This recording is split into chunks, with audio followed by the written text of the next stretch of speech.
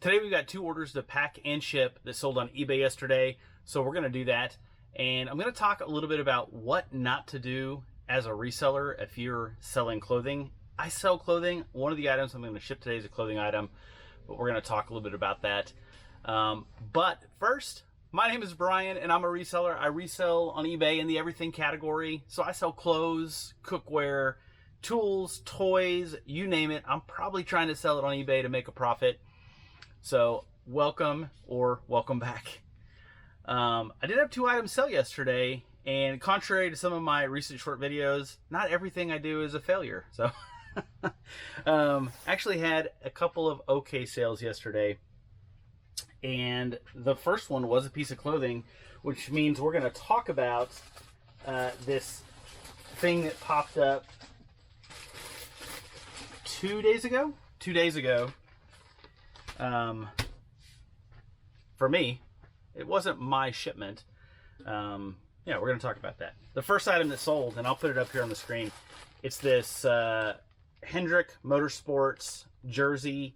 I bought this at a estate sale a while back for $1. Everything's a dollar day, unless otherwise marked. And there was like 2 items marked, and everything was $1. So I bought this. I knew it would sell eventually, and been hanging on to it. I sold it for $14.89 plus shipping. This is one of the earliest items I sold. Hold on, before we get into it, well, that's fine. So I did calculated shipping on it. So it's gonna be interesting to see. Now I do flat rate shipping on all my clothing, and be interested to see if I actually, how good I did on that. I'm breaking even on my shipping, making a little bit, losing a little bit. Be interesting to see. So I'm gonna pack these, and then before we do the actual shipping, we'll talk about my recent eBay experience. The next item that sold is this set of 4. I think it's Mikasa. It is. Heritage Christmas Story. So this is oven to table to dishwasher. This is safe for microwave ovens. So really cool pieces here. It is a set of 4. I picked these up at an estate sale liquidation place that I shop at. They're only open sometimes. They liquidate estate sales, and they'll wait till they have a whole bunch of stuff piled up in this building, and they'll run everything pretty cheap generally. I've been there before where just about everything was 50 cents, and I cashed in so big on all that stuff. It was insane. This one I knew was going to take a little bit of time, and we're getting into the right season for it, these Christmas plates, and they sold. So I paid for the set of 4, I paid $5.40, and I sold them for $39.89 plus shipping. So that's a pretty good sale, actually. Surprised myself a little bit. Now what I'm trying to figure out is, do I want to just leave them with just the paper separating them like they come with? I think I do. I'm just going to put a little bubble wrap in here just to make sure it's nice and tight and there's no movement inside the box. And then I'm going to shrink wrap it and bubble wrap the outside as well before I put it in the box. This box is too big for some of my smaller shipping boxes and too small for some of my larger boxes, so I think I'm gonna have to cut a box down. So you get to see me cut a box down all wonky like.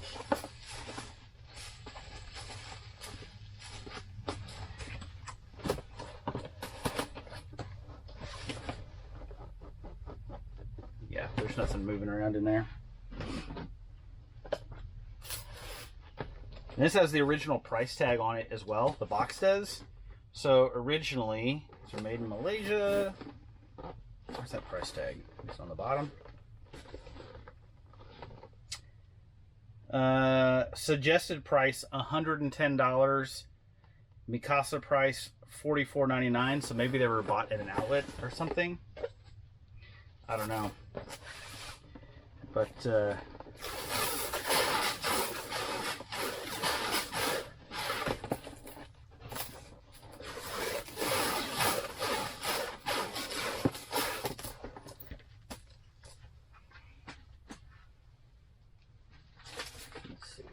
scissors.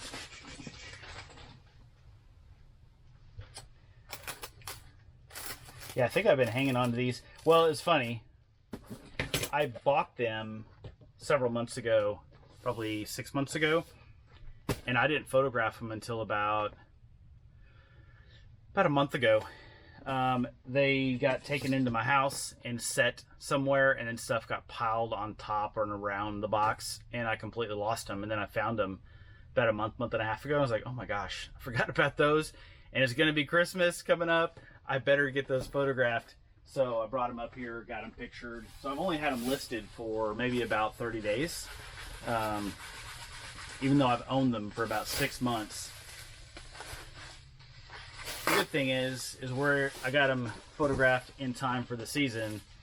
Because if I'd had them photographed for 6 months, I might have done something stupid like try to get them out the door fast and lower the price a bunch and not made any money on them. I've done stuff like that. I'm sure a lot of resellers have done stuff like that. I could be the only one. No telling. No telling. I'm going to do a little bubble wrap the other way as well. This probably doesn't do a whole lot for the package actually, because by the time I have packing paper in there, but I talk about this a lot. The packaging and the experience that the customer has when they open the box and what they see when they open the box, how they feel about how their product was wrapped, makes a huge difference. A lot of times you'll get a more positive review whenever they feel better about the way their package came, or I should say a positive review instead of just nothing. I'll just use the rest of this right at the end of a roll. But what I don't want is a package to get there kind of dinged up, or maybe there's, you know, a small imperfection somewhere on something that they overlooked in the pictures, and they think because it was packaged improperly, they're gonna, you know, be upset about it. But this one did have the plate that I held up had a small chip in the back side of the plate, which I did show in the pictures, and I pointed out very clearly. I took a close-up picture.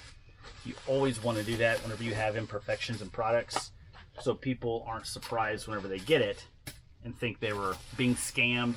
So you always look your stuff over, because a lot of times when that happens, it's because people just didn't see it. They didn't see it themselves whenever they were taking pictures or whatever. But people are very quick to think that eBay is a scam. People are getting scammed on eBay. I'm fortunate enough, I've never been scammed. I was scammed one time. I wasn't scammed. I got a negative review. The only negative review I ever had, it said, I think they were trying to scam me maybe, and it said, hey, this isn't what I ordered. Picture was one thing, this was another thing. This is a total scam. I was like, I've only had ever one of these things, and it is exactly what was in the pictures. And I sent them a message. I replied to their feedback. I sent them a direct message to try to say, hey, you can send it back. And nothing. I'm sure they were fishing for a discount, but nothing ever happened. They never responded. They never sent them back. They never did anything. And it was not a cheap item. I feel like it was like a $50 or $60 item. So, which made me think they were fishing for some kind of a discount. Like, oh no, please don't say that about my products. But I knew what I'd done, and it's kind of weird. Or I guess it's possible they left the wrong feedback on the wrong item. I had a guy the other day commented on one of the video that I posted, and his comment made no sense, and I just replied to his comment. I said, well, if you say so. And he replied back, he goes, sorry bro, wrong. I put this comment on the wrong video. So it's pretty funny. I thought it was funny. It probably wasn't that funny, but you know, I am easily amused. So that's the way that goes. Now, this box is way too big for this box. Way too big. But the width is about right. The length is way off. You can see it's way off. Way too big. So I'm going to cut it down from the end. Somebody was telling me about this the other day. They're like, don't do that if you're messing with the structural integrity of the box. If you, what were they saying? I guess cut the flap out and then use the rest of it. Instead of moving the end panel down, fold over the rest of the box so that you have, I guess, a complete box. It's more solid instead of like having a taped end. I don't know. I've moved the end panels a bunch. I've never had any issues. Only one time ever have I shipped something that got broken. Twice. USPS absolutely bent in half a golf club because I accidentally shipped a USPS. Even though it was packaged well, they just did I don't know what they did to it. But, so that happened, and then years ago, I had 2 out of like 6 plates break. And I say it broken shipment, I don't know. They could have dropped 2 when I got them out of the box and said they were broken. I just took their word for it. So I think I'm just going to cut the end panel out because I'm looking at it, and when I fold this flap over, I'm going to have 1 end panel. I wouldn't have 2. Guess you could fold. I don't know. It's making my head hurt, so I'm just going to do it the way I normally do and go on about my business because it's worked for me for many shipments.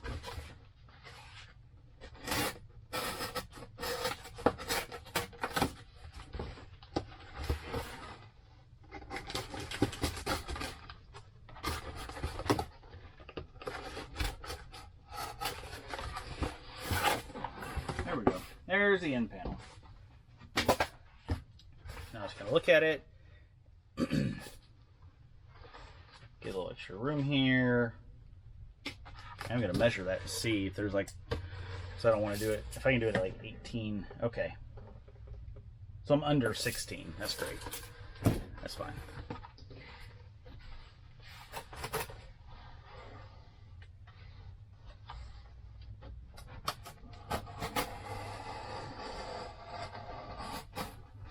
Make sure when you're cutting down boxes or you're cutting boxes, if you're not using a box resizer, which is usually for height, not for what I'm doing. If you're using a knife, always have a sharp knife. When your blade starts to get dull, if you're using a box cutter like I am, switch your blade out. Dull blades are very dangerous, which sounds counterintuitive, but when you have a dull blade, you put more pressure, you're a little more unwieldy with the knife, and you will hurt yourself more often. That's something we learned in, I learned it a long time before, but we taught that in Cub Scouts whenever the boys were Weeblos and could start carrying pocket knives as part of their uniform.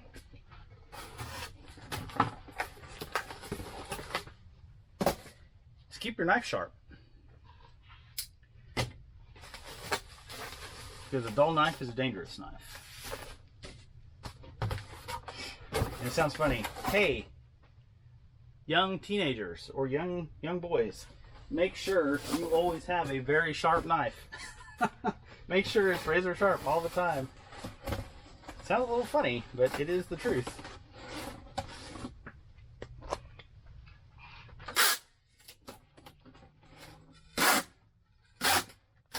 We would periodically, like at a camp out or something, the scout had their knife on their hip, we would check them to see if they were practicing good knife care and coach them on making sure they were, you know, they had good knife care. They were being safe with their knives.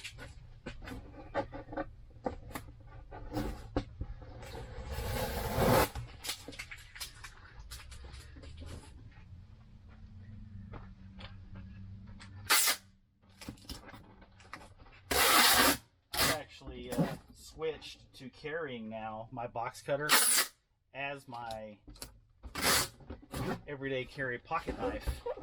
I used to only use the box cutter here, and then I would carry an actual pocket knife most of the time. But since I got this guy, I carry it all the time because it works. I mean, 99% of the time, if I'm using a knife, it's to cut a piece of thread, open a box, do something like that. Nothing that you have to have a big knife for. So, or I should say, like a full-size knife. So the box cutter works perfectly, and this one has the little screwdriver bit on the back side of it, which is amazing.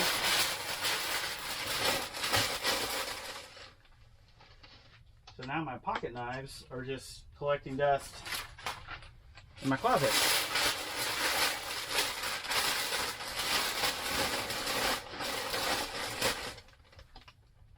Sometimes I carry 2 pocket knives because I'm a wacko.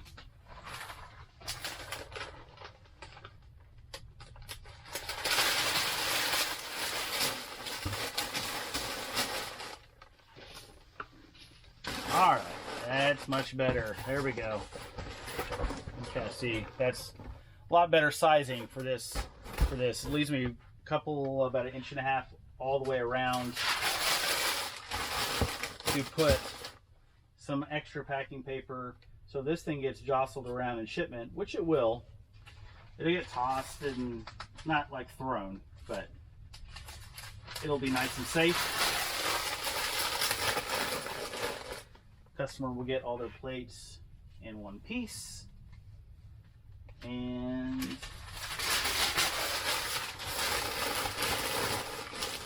you want to make sure you use plenty of packing paper. Don't skimp out. Don't try to save a nickel or a dime when it could cost you multiple dollars, $20, $30, a $40 sale.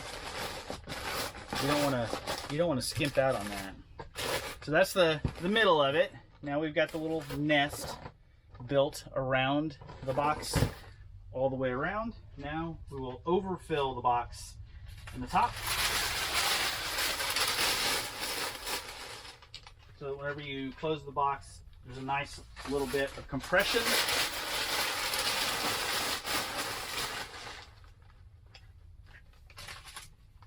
And then you know that your package is snug as a bug in a rug.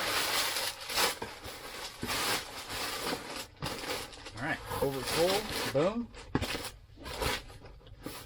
I want a little bit more actually. You want it just to give you a little bit of resistance. Not a lot, but a little bit.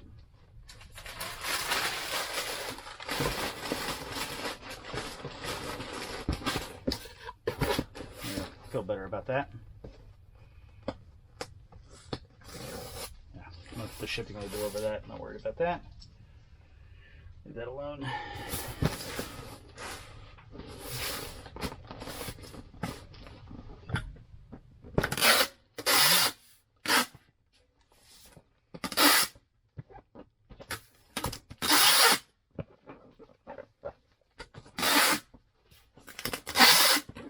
Sorry for all the screeching.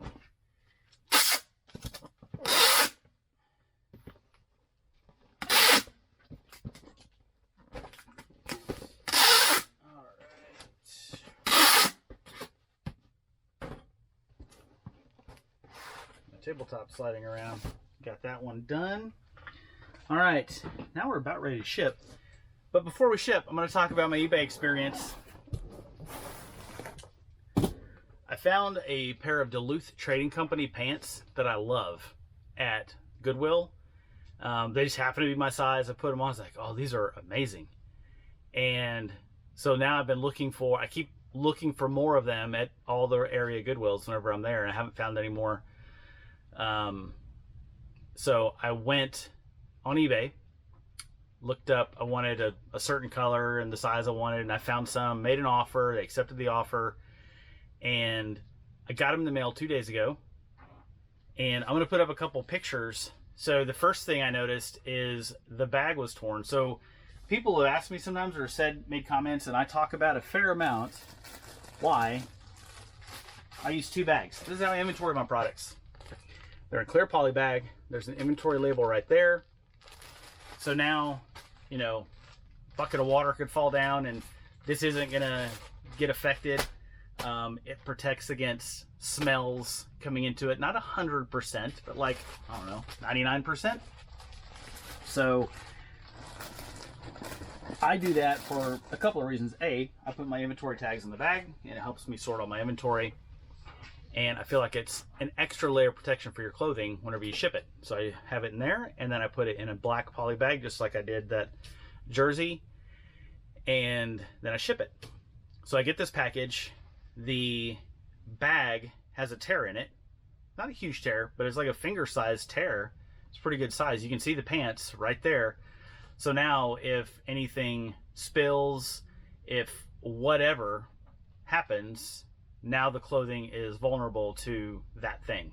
I realize it could go through 2 layers of packaging, but depending on the way it gets torn, if you have 2 layers of plastic, it might only penetrate 1 layer.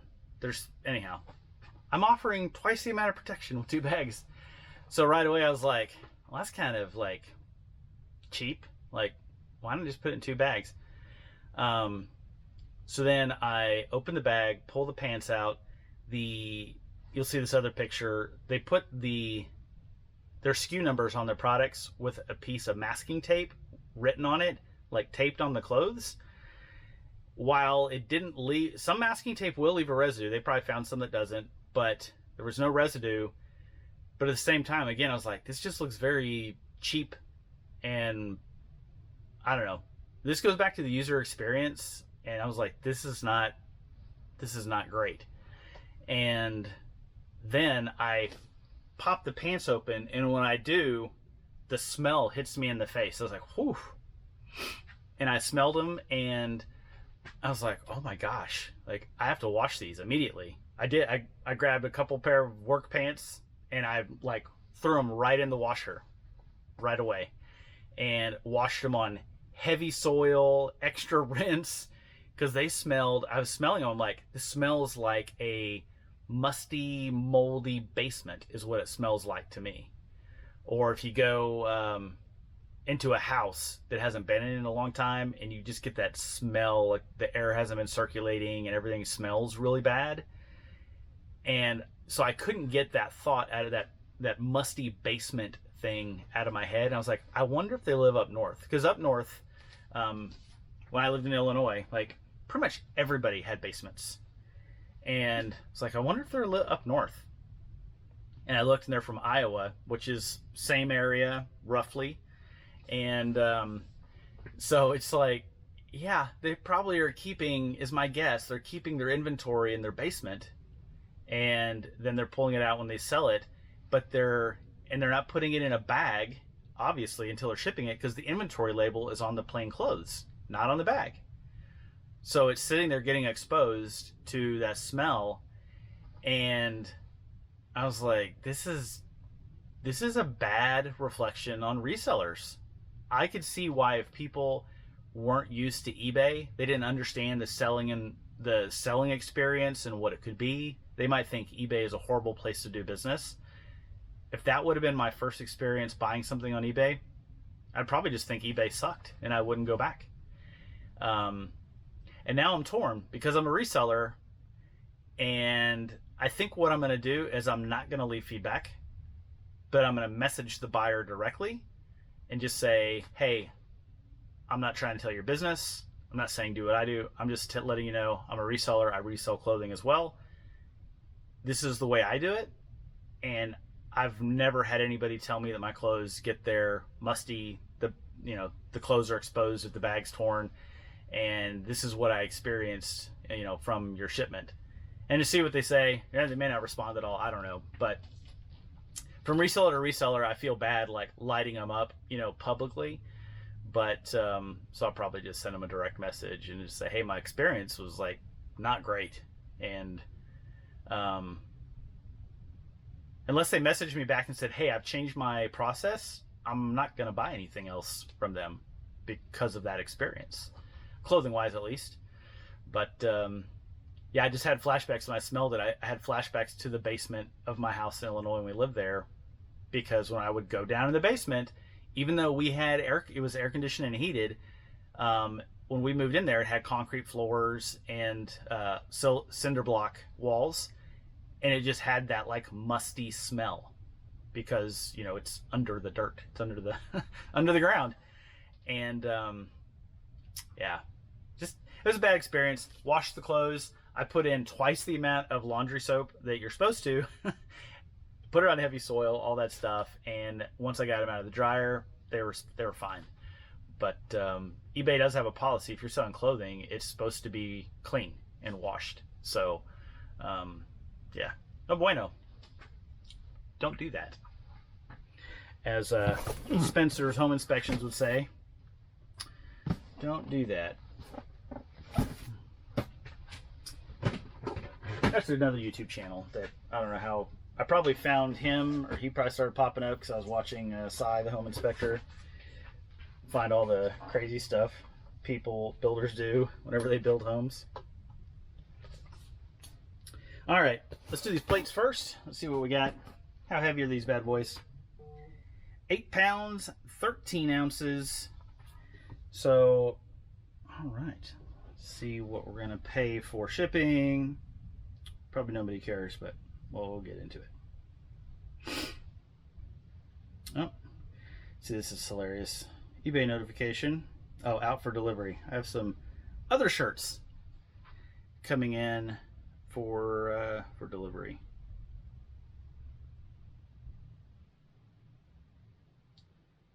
Oh, look at that. Okay, very cool. All right, let's ship these. Get the shipping label.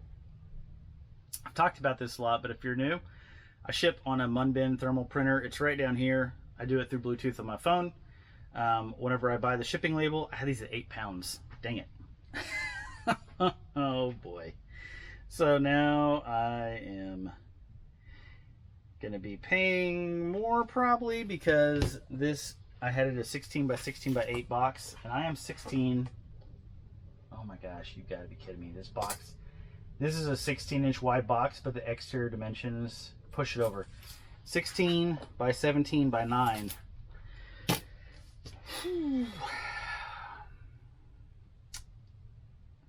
As a reseller, if you resell, you know what I'm going through right now.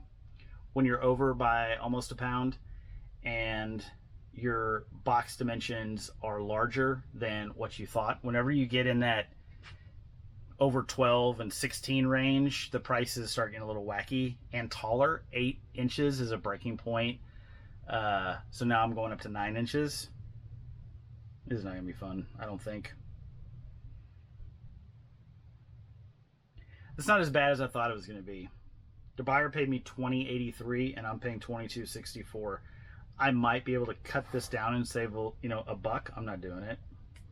She's gonna pay the extra $1.81 in shipping.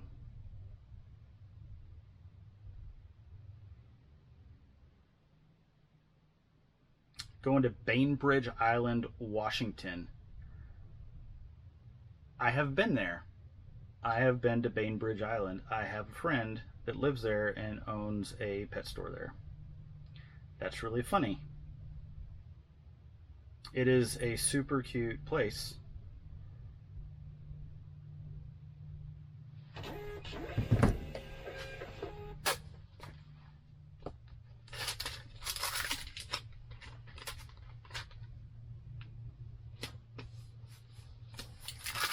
All right, thank you notes with the pink marker.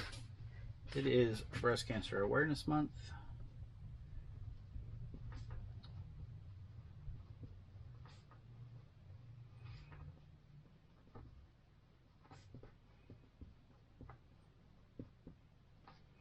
All right. At least I feel good knowing that that's going to get there in one piece because it was packed pretty well. Let's see what this jersey weighs. Well, let's see if I what kind of money I made on that. Let's check that bad boy out. Order earnings $25.90 poor. $25.90 poor. It was how I feel a lot of times. 90 poor. $25.94. I paid $5.40, so making $20.54 in pre-tax profit. Pretty good. I feel okay about that. Somebody was commenting the other day that they don't buy anything they can't make $20 on, which is interesting because I replied back. I don't think I saw a reply. I don't know, because there's some context you got to have there. You're like, okay, you're gonna make $20, but what's your maximum investment to make that $20? Is it $20, $10, $5, $50? And I think it probably depends, right, on the sell-through rate. If you have a 500% sell-through rate item, you might be willing to pay $40 and to make $20 because you know you're going to sell it in 3 to 5 days. So I've done some stuff like that where I made just a little bit because I know it was going to move so fast, and it did. So yeah, that's not my normal thing, but I've done that. So I had this at a pound. It's 11 ounces. We are at 11 by 8 by 2. Buyer paid $7.36. I paid $5.86. So making $1.50 in the shipping. It's funny, somebody else commented about, stop talking about making money on shipping. You shouldn't do that, or nobody cares. I don't remember what the comment was exactly, but I don't know. I care, and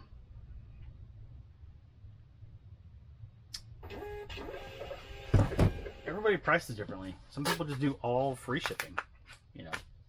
Some people do all flat rate shipping. Justin Resells does all flat rate shipping because he's like, he kind of figured out what would make it kind of wash out,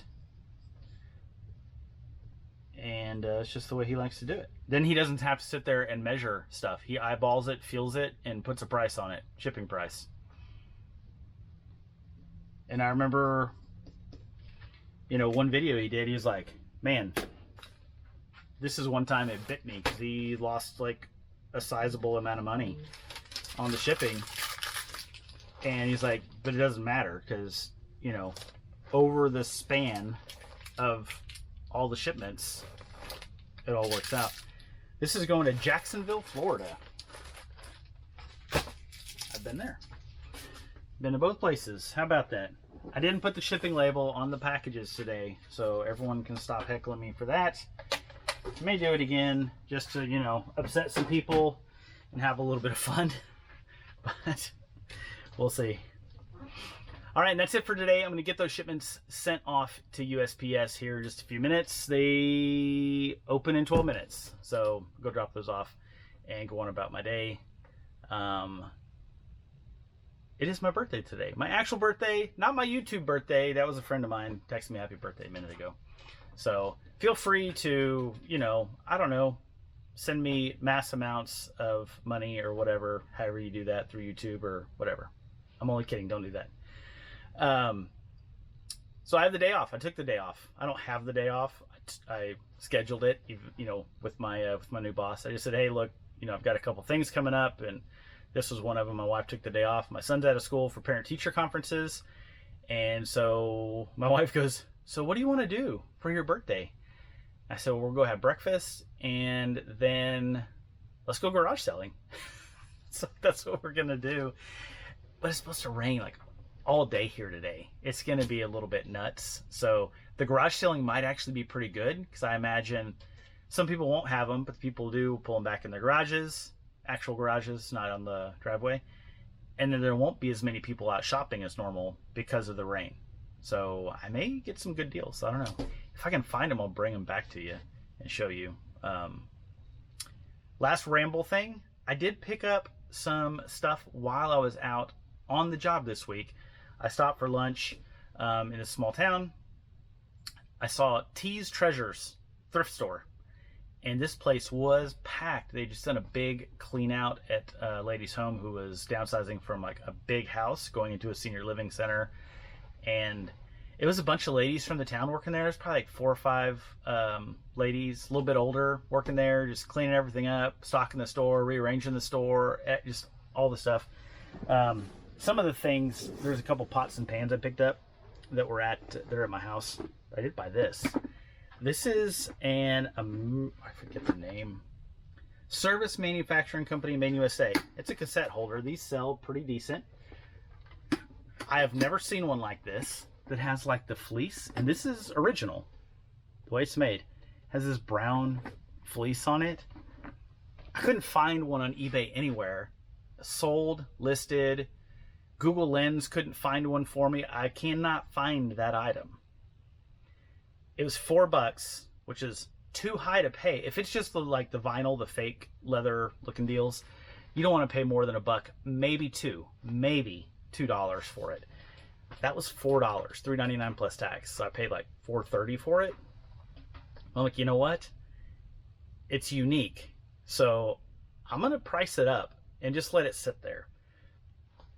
I'm not hurting really bad to get my $4 back. So I don't know. I'm thinking about pricing it like $25 to $30 on the $4 is what I'm thinking. I'm thinking at like $29.89 and just see what happens. I don't know. That's really it for the day, though. I've got to get stuff going and go have some fun. So if you have any comments or questions, please leave those down in the comment section below, and I'll make sure and get back to you. And until next time, have a great day.